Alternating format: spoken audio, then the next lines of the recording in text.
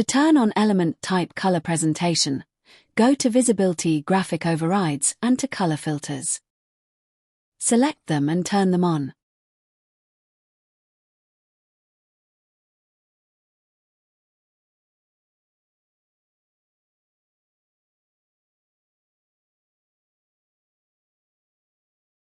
In Start Files 3D View, go to Edit Visibility Graphics Overrides.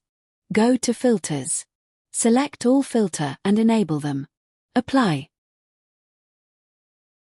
In Project Browser, right-click 3D View and select Create View Template from View. We will name it Type. View Templates window opens. Click OK. Open your project's 3D view. Go to Manage and click on Transfer Project Standards. Select file you want to copy from.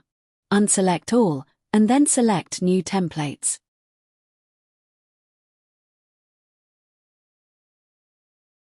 Overwrite. Right-click 3D View and click Apply Template Properties. Select Type, Apply Properties and click OK. Thank you for watching.